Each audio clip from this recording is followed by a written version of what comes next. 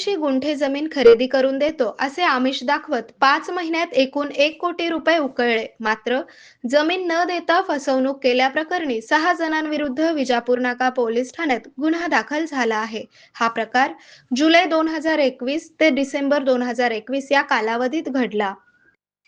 यादवबाई शंकर पसनूर, अरुण प्रसाद गुंडेटी, यादगिरी वेंकटप्पा पिट्टा, निर्मला यादगिरी पिट्टा, आनंद शंकर पसनूर व मुरलीधर पिट्टा, सर्व राहणार सोलापूर अशी गुन्हा दाखल झालेल्यांची नावे आहेत. मजरेवाडी परिसरातील 81 गुंठे जमीन खरेदी करून देतो असे आमिष दाखवले.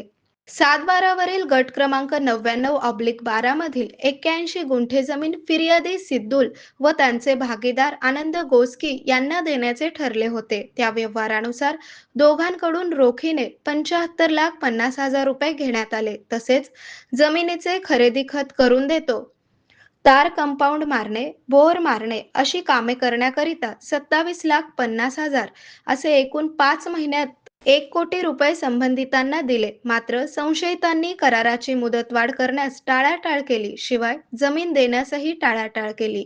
आपली फसवणूक झाल्याचे लक्षात आल्यानंतर या प्रकरणी लक्ष्मण प्रेमनाथ सिद्दूल राहणार भद्रावती पेठ सोलापूर यांनी फिर्याद दिली आहे. याचा अधिक तपास पोलीस उपनिरीक्षक तरंगे करीत आहेत. आरोग्य म्हणजे केवळ औषध नाही, तर निसर्गाच्या योग्य उपचारांनी मिळणारी खरी आरामदायक अनुभूती. सोलापूरमध्ये निसर्गोपचाराचं विश्वासाचं नाव लिमये निसर्गोपचार केंद्र. इथे उपलब्ध आहेत विना औषध उपचार पद्धती, ॲक्युप्रेशर, ॲक्युपंक्चर, कपिंग आणि मसाज थेरपी. सर्व प्रकारच्या आजारांवर निसर्गाच्या माध्यमातून